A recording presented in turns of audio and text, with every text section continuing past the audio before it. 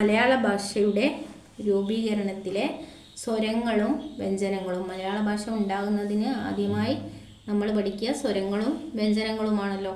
ആ വ്യഞ്ജനങ്ങളും സ്വരങ്ങളും രൂപപ്പെടുന്നതും ആ വ്യഞ്ജനങ്ങളും സ്വരങ്ങളും എങ്ങനെയാണ് ഭാഷയിൽ നിലനിൽക്കുന്നത്, അല്ലെങ്കിൽ ഓരോ അക്ഷരങ്ങളും എങ്ങനെയാണ് രൂപപ്പെട്ടത്, അതിന് സ്വതന്ത്രമായിട്ട് സ്വരങ്ങൾക്ക് നിലനിൽപ്പുണ്ടോ, വ്യഞ്ജനങ്ങൾ എങ്ങനെയാണെന്നുള്ളതിനെക്കുറിച്ചും ഭാഷയിലെ ബേസിക്കായിട്ടുള്ള ഘടകങ്ങളും വർണ്ണങ്ങൾ, അക്ഷരങ്ങൾ, വാക്യങ്ങൾ എങ്ങനെയൊക്കെയാണ് മലയാള ഭാഷയിൽ രൂപപ്പെടുന്നത് എന്നതിനെക്കുറിച്ചും ചെറിയൊരു ക്ലാസ്സാണ് ഇന്ന് ഇവിടെ അവതരിപ്പിക്കുന്നത്.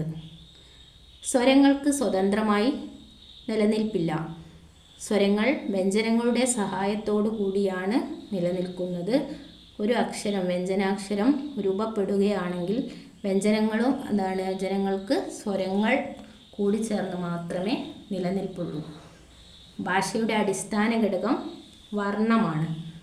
വർണ്ണം ഭാഷയിലെ ബേസിക് ആയിട്ടുള്ള ഏറ്റവും ചെറിയ യൂണിറ്റാണ്. ക എന്ന അക്ഷരം രൂപപ്പെടുമ്പോൾ ക അധികം ആയാണ് ക, പ അധികം ആ പ, മ അധികം ആ മ. അങ്ങനെ ഓരോ അക്ഷരങ്ങളും മലയാള ഭാഷയിൽ രൂപപ്പെടുന്നത് വർണ്ണം എന്ന് പറഞ്ഞ ബേസിക് ഘടകം കൂടി ചേർന്നാണ്. ഒരിക്കലും മലയാള ഭാഷയിൽ സ്വരങ്ങൾക്ക് സ്വതന്ത്രമായി നിലനിൽപ്പില്ല. വ്യഞ്ജനാക്ഷരങ്ങളുടെ കൂടെ സ്വരങ്ങൾ ചേർന്നാണ് ഒരു അക്ഷരം രൂപപ്പെടുന്നത്. വർണ്ണങ്ങൾ കൂടി അക്ഷരങ്ങൾ ഉണ്ടാവുന്നു. ക അധികം ആ ക എന്ന അക്ഷരവും.